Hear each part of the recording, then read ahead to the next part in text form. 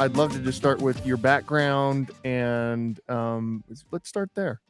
Yeah, sure. How far back do you want me to go? Well, like, how did you become the managing director of Techstars in Austin?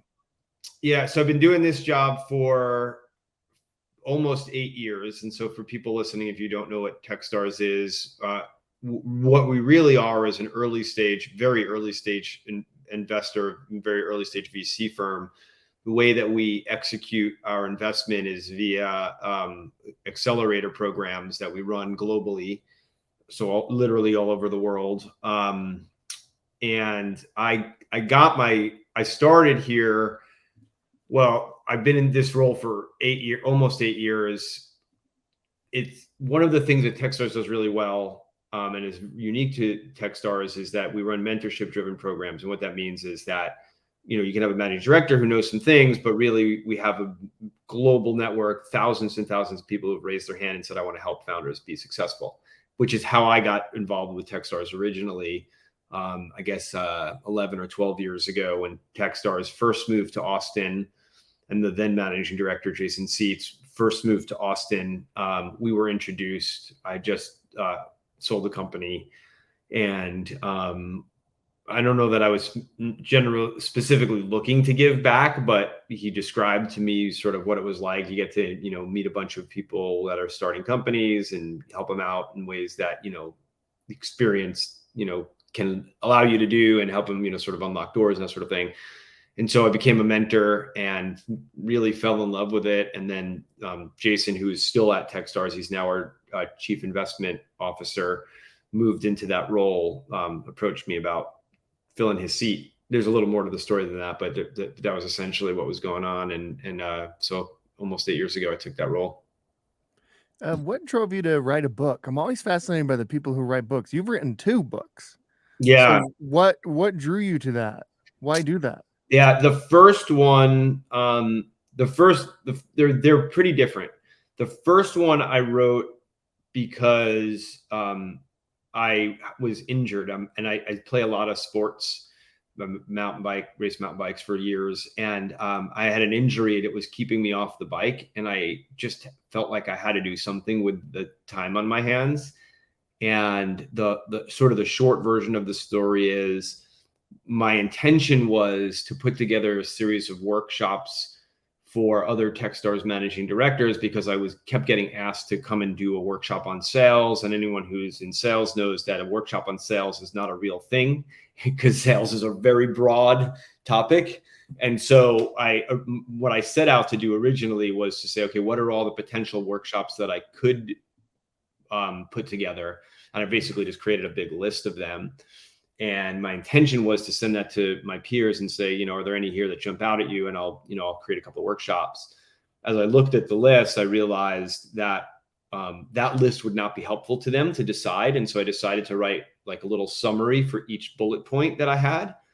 And then I looked at that when I was done with that, and I said, shit. You're okay. You can say shit. Yeah. I thought to myself, maybe there's something more interesting here. Maybe I'll write a series of blog posts and I can publish it and reach a broader audience. And so I didn't actually do that initially, but that was my thought process. And then by complete coincidence, at the same time, someone that I knew from a past life reached out to me, who was a publisher at the time, and worked for Wiley, and said, do you know any of your peers who might be interested in writing a book? Because I'm looking for new authors. And it was just a perfect timing thing. Like, I had done all of this, sort of pre-work, which is what you would do if you were thinking of writing a book. Mm-hmm.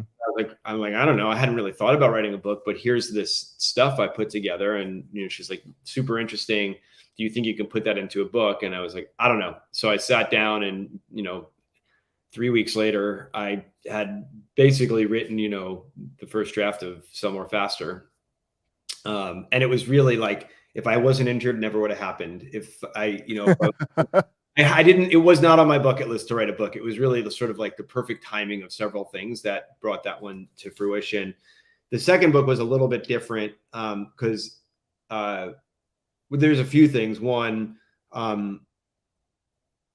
I think Wiley was a really great partner in getting that book out. But as an entrepreneur, I think the publishing industry is pretty broken, and I was never Yeah. going to do another book with a traditional publisher. So like, like I don't own the copyright of Sell More Faster. Like it's my material. Like why don't I own the copyright? So like there's a bunch of things there. Like that industry just like once I got into it, I was like, if I'm ever going to do this again, I'm going to do it a lot different. So, and it's a lot of work to write a book, as you might imagine. So sort of in parallel at my job at Techstars, I had been running this process, which is the levers process with my founders and sort of refining it as we go. And my main co-author, Trevor, at the time worked with me at Techstars. And so we were doing this together, and he's written a couple of books, but he's been the ghost author. One of them is called Get Back, which is also a bestseller. And he wrote that book, even though he's not accredited with it. And so we just got to talking, and I said to him one day, should we turn this into a book? It might be kind of fun. And he had the best response, which is, sure, I don't want to write a full book. Do you want to write another full book? And I'm like, no. However, for the process we were putting together, we were already using Troy and Cody's workshops as part of it because it fit in with what we were trying to do so well. So it was already part of the process. And so we called both of those guys up who were good friends and said, hey, we have this idea of putting, this process together in a book. But the only way we're going to do that is if each one of us are writing the chapters that we are experts in, so that none of us are taking on the whole thing. And by the way, we want to self-publish it, which means that it's not necessarily more or less work, but it's different work. Both of them jumped at the opportunity. They were both excited to do it. And I think, getting to do something like that with your friends that, we're essentially all taking on 25% of the load makes it a lot easier. And it helps that, both Trevor and I had a little bit of experience and different experiences doing it. So we were able to bring, something else to the table. And so that one similarly, came together. I mean, we sat down and separately and brought together the first draft of that, I think in like 3 weeks or something. It takes a lot longer than that to actually go through the iterations and get it published. But, in terms of getting the whole first draft done, and, what I've come to learn sort of after the fact is that both of those were written, relatively speaking, very fast. I know a lot of other people who have like since, come to me and said, hey, I'm writing a book and here's the way I'm approaching it. And it takes, months and months and months, I think for a lot of different reasons. But in our case, we were able to sort of get it out pretty quickly. All right, I'm going to go through the chat because it looks like we lost Clint here. I think we lost Clint. Techstars Austin is focused on sales. Techstars. Valentin, good question. Techstars Austin is not focused only on sales tech startups at all. I've invested in pretty much any kind of company you can imagine, with the exception of biotech companies. I think I've been invested in CPG companies, definitely B2B SaaS companies, apparel companies, food tech companies. So the thing that we are focused on in Techstars Austin is really how do we find entrepreneurs that we believe are mission driven and have the ability to build a meaningful business. And by mission driven, it's great when they are doing something that impacts the world in a positive way. And certainly we don't invest in things that are impacting the world in a negative way. But when I say mission driven, it doesn't have to necessarily be about impacting the world in a positive way, but it's that deep down in that entrepreneur's soul, there's nothing on earth that they should be doing other than building the business that they are building. And our belief that they are actually capable of doing that. And so that's 80 to 90% of our decision is based on that.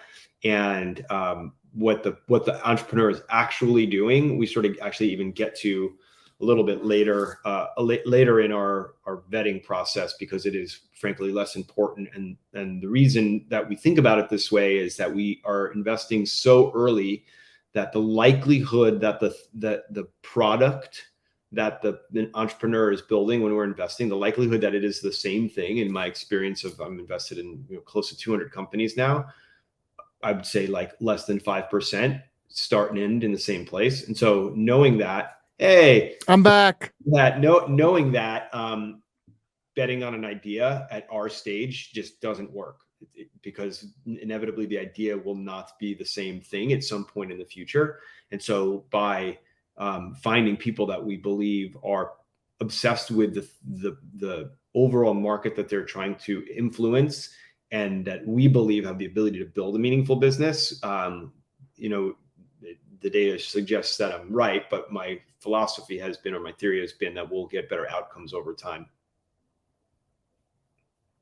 Hey, Amos, I missed some of that. Apologies on my end. Like, just like went down. I had to restart Chrome. No worries. No worries. For a second there, I was like, wait a second, what are we doing? And then I realized we us in the audience, we got this covered.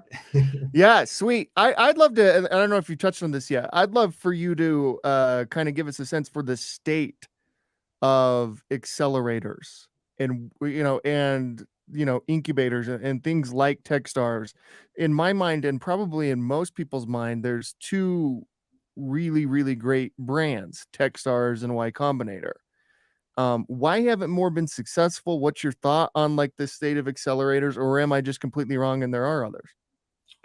There probably are others that are have been successful, and I think it, maybe has to do with how they talk about themselves, how they market themselves, who they market themselves to. I would say my mode of operation is when I'm in a role like I am in now, where who the competition is, competition sort of loosely. Right. I mean, I can talk about how I actually think about competition on a day-to-day basis, but like I don't need to think about it because I am selling myself. I'm not, like Techstars may or may not be the entry point to talk to me, but at the end of the day, I look at it as mutually, do we believe that there is a relationship here that will help build a stronger business so that we can have stronger returns?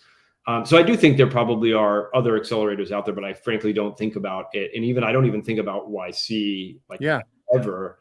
I would say that if there is a competitor that I actually think about often or at all, it is the seed stage venture firm who has a bias against accelerators and tries to convince their investment CEO that they can do the same thing as an individual that someone like Techstars or YC could do with the massive networks we have, which is frankly just a naive position. But I run into that as a real blocker to a good investment way more often than anything else. And not that often, by the way, but I had to say, like, what was the thing that popped up most? Like, I run into companies that are looking at us in YC, and my conversation with them is, help me understand what you are looking for, and I will help you figure out if we are a better place to go or YC is a better place to go, because we're not the same either. Yeah. Oh, yeah, for sure. And there's been cases where like, hey, I love you as a company and you would be a great investment, but I'm not actually the best place for you. You should go there. And then there's other times when I'm like, I think I'm the best place, but here, go talk to these, founders, some of which have done both, some of which have done Techstars, some of which maybe haven't done Techstars that I know have done YC, and like, go tell them what you're looking for and then let them tell you, I'd love to go deeper on how you think about competition. I think that's pretty interesting, particularly like as you think of Techstars. Yes, you're an investment firm, you're an accelerator, all those things, right? But what Techstars does that's really unique is it also organizes events and community building and all that type of stuff. And I imagine you're doing that to help the ecosystem as much, if not more, than to try to get deal flow, right? I can't imagine everybody you're inviting to these events are even wanting to or thinking about going into the accelerator. So I just wonder how you think about it from that perspective, from a community perspective. Yeah, there's sort of an evolution of thought process here. And I would say that evolution is not over. It's still in process. When I started at Techstars, one of the functions of my role was to build, not just mine, anyone in my role, was to build out the local community. And I don't even know if I remember what all the philosophies were behind it, but just generally speaking, it was like a part of the job. That for a managing director is not necessarily the case anymore. It is more the latter, the thing you said, which is now newer managing directors, when they're doing it, there might be a piece where they're doing it because there's a long-term effect of how do you attract great investors, how do you attract great mentors, how do you attract great companies to know about you. Mm-hmm. Or for an ecosystem like Austin, like I care about this community deeply. So when we do things, it's coming more of a place of, we have an established community here. How do we show our love and our appreciation for the people that have been supporting us for 11 or 12 years? But from a recruiting standpoint, at least in Austin, and I, every one of us is a little bit different. Where people are coming to us because we've been established and we've been around for a while. And, I think fortunately the books have definitely helped raise the stature of the program here in general. So I don't know if that answers your question, but no, yeah, for sure. Yeah. So there used to be a whole part of our organization that their responsibility was to go and build communities even where we didn't have programs, and that still exists, but I would say, I don't think about that part of the organization anymore, just in how the role has evolved. Right. That's actually super interesting. Let's take Brian Trotter's question. He says, when it comes to vetting for this passion in founders, how do you figure that out? Especially for those on the investor side, angels, how do you suss that out in a pitch or due diligence process? I'll answer the first part. I'm not sure I fully understand the second part of the question, especially for those on the investor side. Are you maybe you're an investor, Brian, and you're asking like, well, how do I do it? Maybe that's what you're asking. So I think about it like some of this stuff is not quantifiable. A lot of it is not quantifiable. And so some of it is, I guess, arguably it is, but it's pattern matching over time. The things that I think about are when I'm talking to someone, I would say there's maybe 3 or 4 things that I look to as standouts. One of them is when I am talking to them about like how they got to where they are today. And let me actually back up for a second. I try really, really hard in my first and second conversation with any entrepreneur that I'm meeting to not talk about their business. It doesn't always work because people are excited to talk about it, and I get it. But when I don't pay close attention to that intentionally because I don't want to be biased one way or the other. So the thing that I try to focus on is a couple things. One is I try to understand other things that they've done in their past life and how they've approached them. And I'll give you some more specific examples. Like, do they get obsessed with things? How do they work through the challenges of those obsessions? Can they persevere through those things? If they're successful, how do they behave? If they're not successful, or if success isn't what they'd hoped it to be, how do they behave? And so the kinds of things that I look for, to give you 2 specific examples. One is like if they were an athlete in their life, like I don't care if they were or weren't. And, so I want to be careful. Like, yes, I've had some great athletes, but the thing that I look for is like, okay, were they an athlete as in high school and maybe college? Are they still an athlete? And are they still doing it? They don't have to be at like a professional level or an elite level, but are they disciplined with, continually improving themselves? So the athletic example, and I'll give you a non-athletic example too, but the athletic example is, is part of their routine to wake up every day and work out for an hour, hour and a half, 5-6 days a week before they go to work? Or do they, do they say like every day at lunch, I take an hour and a half break? Or do they all, like what are the things that they are doing to continually improve themselves? Flip it to something that's not athletic, like maybe, they had music as a passion, right? And or it's a newer passion. Say, yeah, I used to play guitar as a kid, and, I still play, I still pick up the guitar for, an hour a day, or, 5 to 10 hours a week. And here's what I'm learning. And I might ask specific questions to test that. Like, are they always challenging themselves to learn more and to improve? And then the way that I think about that is, okay, they're showing a passion and an obsession. And if they have that same passion and obsession for the work, they will likely put in the same kind of effort and discipline.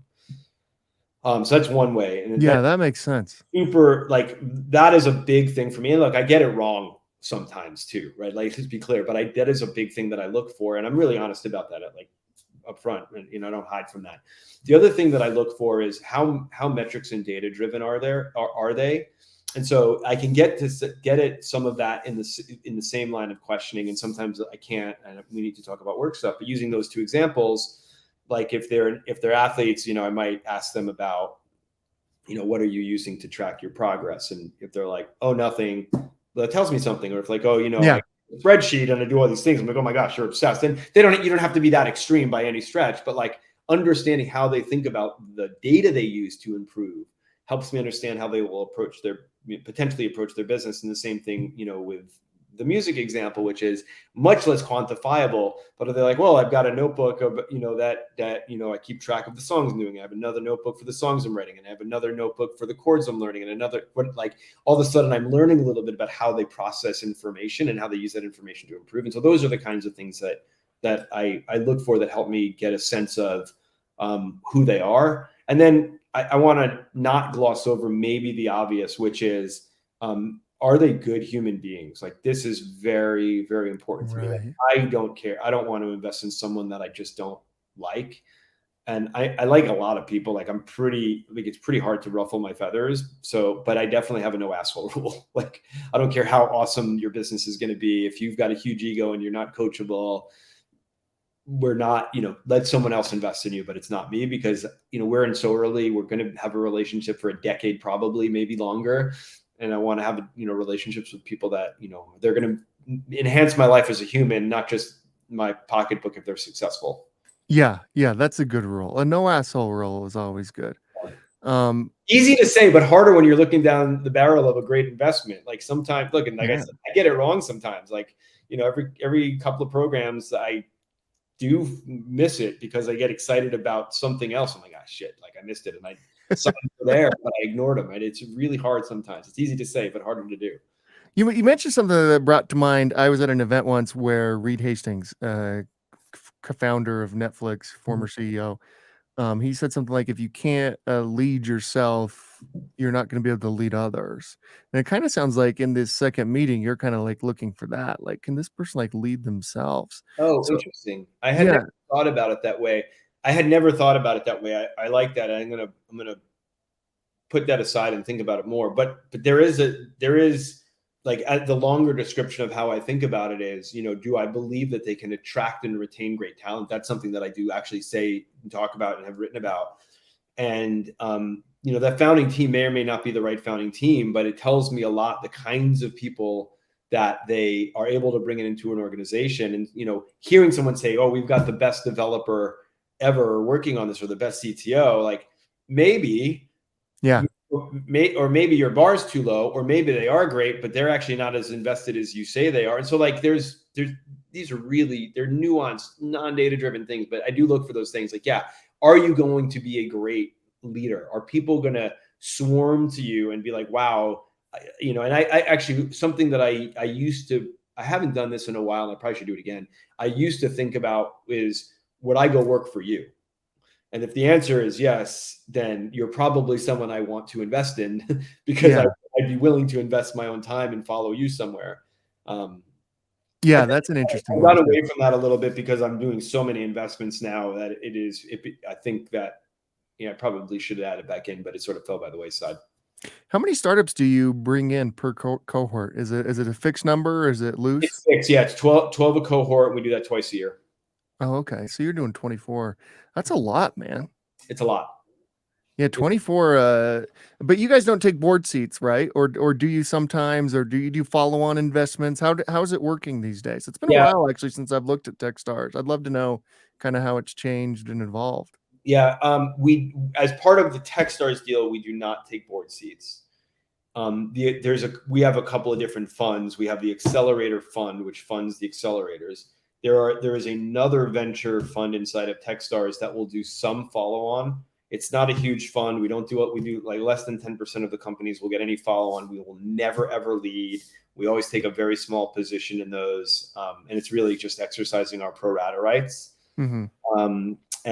So, occasionally a company might ask, or more than occasionally, but companies might ask us to join boards. And, sometimes we do, sometimes we don't. As you probably know, like being on a board is a lot of work. And sometimes it's time consuming. Yeah. Like I wish I could say yes to everyone who asks, but the reality is like, can't. So I've tried to Yeah, actually. what do you think of these? Like, there's a lot of venture funds who are like, they just sit on like 15, 20 boards, particularly at the early stage, maybe even more.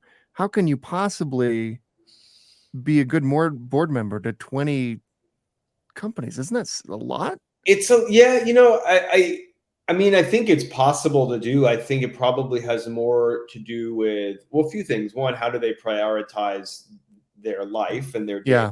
and what, you know, what is important to them. And, you know, for me, this work is really important, but the work doesn't define everything that I do. There are other things in my life. So for me, it's important to also have time for my family, and not to say my family is a priority, so I'm going to block time to spend with my family. It's no, my family is a priority, and then also the work is a priority. So how do they fit together, and, you know, and hobbies and such. So that's one. I also think, like, if you're an emerging fund manager, if you're in, you know, your first fund or your second fund, especially right now, but really at any time, you probably have to do a little bit more work in order to ensure that you're able to raise that second or third fund, because you're not going to have as much data and time to say that you're actually good at your job. If you've been doing it for 3, 4, 5 funds, you start to have enough data, if you're good, to be able to point to lots of data.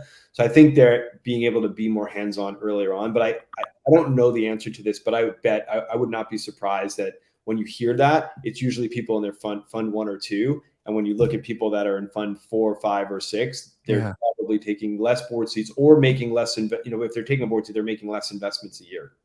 Yeah. Yeah, I think you're probably right about that. How do you think about the current state of early stage, like seed investing and Series A? What's that looking like? Not just in Austin, but just in general, because your companies can pitch any VC. Yeah, and most of the companies I invest in don't come from Austin. Most Yeah. of them come from somewhere else. So when you ask that question, you mean like, what's the state of available capital? Yeah, just, you know, obviously we're hearing like, hey, heading into a recession, may already be in a recession, like all these types of things. I can't imagine that affects early stage thinking too much, because, you know, you're looking at like 10 years, Yeah. and, you know, they're looking at like quarters. But I am interested in like the current state of things, and if you've seen more get into the market, fund shutting down, anything like that. Yeah, so I'll give you sort of my macro answer, and I'm happy to like get, you know, more micro, because I have a lot of opinions, and I'd say, you know, I'm not sure that I have data to support a lot of them, but maybe a little bit. But the macro is, the later stage your company is, the harder it is to raise money right now, and Yeah. it's still harder now than it was a year or two ago for earlier stage companies. But because you're talking about smaller checks, and you're talking about people, you know, your investments tend to, like, even if there's a lot of data there, you're still really investing in a dream, because there's still not enough data to say this is going to be a huge thing in most cases. So there's still capital there, and I think really good early stage investors get this, and newer early stage investors maybe don't get it quite as much, which is, regardless of where we are in this economic cycle, and regardless of how long it lasts, most of the investments you're making today, you won't realize the return for a decade or more. Where we will, like, if we are not out of it by then, we've got way bigger problems than the checks you're writing today. And so I think, really, you know, my opinion is, you know, and this is my opinion, is like popular opinion, but this is the best time to be investing in early stage companies. This is the best time in probably, you know, 10 years or more, since probably 2008 or 9. There probably has a better time to invest in early stage companies. Not just invest, but to start one, right? Like this is So, where you weed out all the fat, and like the yeah. real people are Well, here. and if you think about it, I actually love that there's less available capital, because it means that there are less people, there are less entrepreneurs out there. They're weeding themselves out if they're not obsessed and passionate. So when I'm meeting founders, like, I'm still vetting for that, but it's a lot easier to get to those. It feels easier to get to those answers, because if that person doesn't have a lot of personal runway and a lot of passion, and by runway, I don't necessarily mean cash, but I mean like resolve to figure it out, they're probably not going to do something right now. Right. Yeah. What do you think of some of the criticisms of VC, which is like, you only have 2 options. You either need to go public at some point or get acquired. And you know, like, how do you talk about that with your portfolio companies? Yeah. So I mean, you know, I think, and I feel the same way. Like, good VCs, like, at the end of the day, our job is to make money for our LPs. That For is sure. our number Yeah. one Oh, job. yeah. So I think I don't have an issue at all with investors thinking that way, and I certainly think that way too. This isn't charity work, you know. Yeah. However, I think that anyone who focuses on what the exit is, especially at, you know, early stage, but really like even if you haven't raised your Series C yet, if you're thinking about an exit, you're thinking about the wrong thing. Because in my experience, when you focus on delivering great product and product experience and value to your customers, you will build a long-term sustainable business. And when you do that really, really well, there will be lots and lots of opportunities for liquidity events. Mm-hmm. Yeah. How do you think about leadership at the early stage? Leadership's an interesting thing. You touched on that a little bit earlier. Like, hey, how do they lead themselves? Can they recruit talent? Can they, be somebody that could be followed and people would be excited to work with them? How does it evolve though? Because it does evolve from like the early stage where you're like doing everything. Yeah. And then as you're like growing, like and sometimes the person who's the CEO at the beginning, it sometimes isn't the right CEO towards the end. Yeah. And that is a real thing. I would say, I take the stance, and then as I think about it, like, do I believe that the person who I'm investing in, do I think they can take this to the end, even if they couldn't do it today? Do I think they can evolve to that? And sometimes I'm wrong there, and sometimes I'm right there, and sometimes I'm wrong where I thought I was right where I thought I was wrong. There are also firms that, invest early with the intention of replacing a CEO at a certain point, which I know a couple like that locally, and I don't get that mindset at all. And then I think there's PE, which most of the time they do replace the CEO. That is part of their playbooks in many cases. But I think that great people, if they choose to evolve to whatever that means, they will figure it out like they figure everything else out. And if they choose not to, I'm not saying it's easy, but if they choose not to, that is also okay. But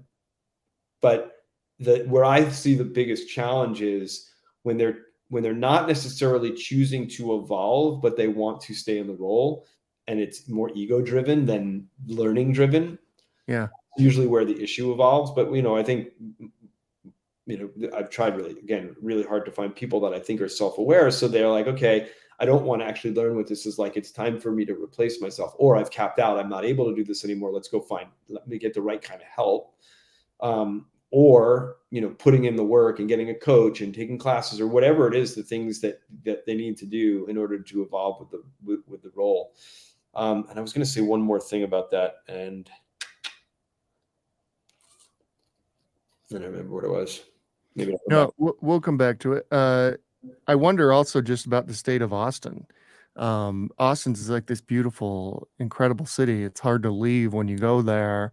But what is the tech community like? Is it growing? And you've got like Elon there. So Austin's like a really interesting ecosystem because you've got Elon, you've got Dell, you've got a lot of like major tech companies setting up shop there. Isn't Oracle there? Maybe Salesforce is there as well. I can't remember. But so many. I mean, yeah. Yeah. Tell me what's going on in Austin right now. I think that there's a lot of reasons why Texas has become an attractive place to build a business. That there's a lot of reasons for business to move here for tax purposes. As an individual, there's no state income tax, so it's you make more money making the same money here. So it's attractive from that perspective. And I think Austin, it has definitely evolved, but there's a vibe and an energy here that has been here long before I got here. That is, the motto, maybe it still is, but the motto is keep Austin weird. And I don't know if Austin is so much weird anymore, but there is certainly a really deep thread of it is okay to be uniquely yourself here.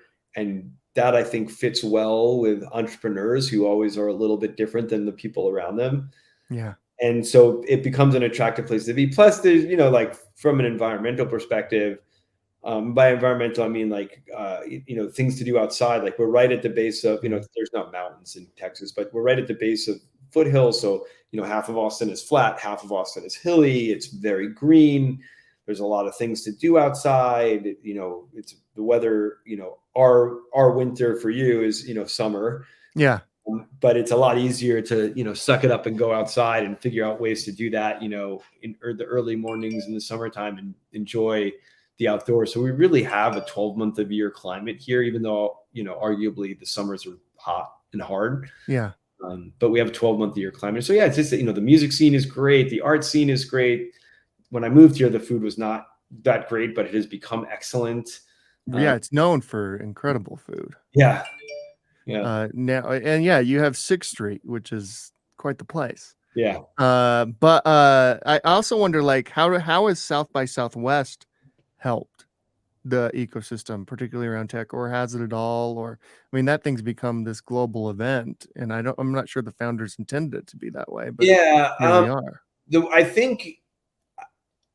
I think it has probably, and it's not just South by. There's a few things that have done this well, but I think the thing that South by because South by has grown, I don't know, like that in of itself is not why people come to Austin. But I think, and by the way, when South by Southwest is happening and people are here, they're experiencing a very different Austin than the rest of the year, because a couple 100,000 people here that are packed into downtown. Like our downtowns don't look like what they look like starting next week.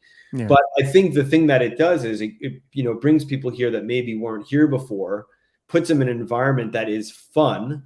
So inherently they're having a good time and they're exposed to what is a really cool place, right? And South by Southwest started as a music thing. It is at its core, I realize that tech has become much bigger, but like the thing that revolves around all the tech stuff is music, right? Like, you can't go anywhere without hearing 20 different bands competing for airspace. And so it's a fun place to be. Most of the time the weather is perfect during South by Southwest. Occasionally we get a little cold or rain, but mostly it's perfect. It's hard not to leave here going, that was a lot of fun. I get the buzz, right? Yeah. Yeah. Even though the buzz will be different when you actually come back, 3 weeks later. Yeah. There's not nearly as many people there, which is great. Which is actually arguably better. Yeah, it's better. I wonder how you have, or how is Austin or you and the tech community in general thinking about how you avoid some of the pitfalls of Silicon Valley? Right? Because you guys, Austin's one of the fastest growing ecosystems in the country. Yeah. Again, I asked that as thinking is like, because Utah's asking ourselves the same question. Yeah. I mean, I think it would be the thing I'm going to say first is a little bit like naive, admittedly, but I think there's more to it, which is I don't think we do think about the pitfalls of Silicon Valley because we're just a different place. And what I really think about, maybe I'll say it differently, is two things. One, Silicon Valley, everything about it, including how it started, was unique, right? And I don't know how many people know the origin story. The origin story was, I think like in the 20s or 30s, the government funneled a bunch of money to do a bunch of research there. And so the government really created this petri dish for innovation. And there's, some great schools there. And so it happened at a different time in the world. And it was in a different way than Austin has happened. Austin really kind of like grew from the inside out. It started as an artisty thing and like a creative thing. And there were creative people, and creative people create things, right? Plus we have a university here. And I think, the other thing, which is both very different and similar, which is, in our time, in all of the people that are listening to this podcast and all of, even in our parents' times, Austin is really not the last, but the first city that is actually emerging in our lifetime. They all have happened before our lifetime. Yeah, that's a good point. Detroit, right? All of them happened before we were all born. The world was a different place. The world wasn't quite as connected. We were different human beings. I just think about the different upbringings between boomers and Gen X and Gen Y and Gen Z. Like everything about it is so different so that like, it's not that I want to be naive and say like, oh, who cares? Because, it won't happen to us because history could repeat itself. But I think that the ingredients are so different that I don't really think about it. Yeah. Oh yeah, for sure. Hey, Amos, thanks so much for coming on, man. We got to bring you back as things keep going over there with you and you write another book. You got another one in mind? Yeah. Yeah. You'll put one out. Yeah, maybe at some point. At the moment, I'm on to other projects. Well, I'd recommend everybody get Levers in your first book. I forget the title of your first book. Somewhat faster. Yeah. But Levers is an incredible book. Everyone should read it if you're an entrepreneur or a leader or you care about business in any sort of way. Amos, thank you so much for coming. Yeah, thanks for having me. It was really, really fun, and thank you everybody for dialing in. Yeah, how often are you playing those instruments back there? Every day. Yeah, good for you. I'll give you a quick. This is my studio. Oh, this is incredible. Yeah. And office. Very cool, man. Well, okay, we'll see you down the line, man. Maybe we'll be in Austin sometime. Cool. Look forward to it. See ya.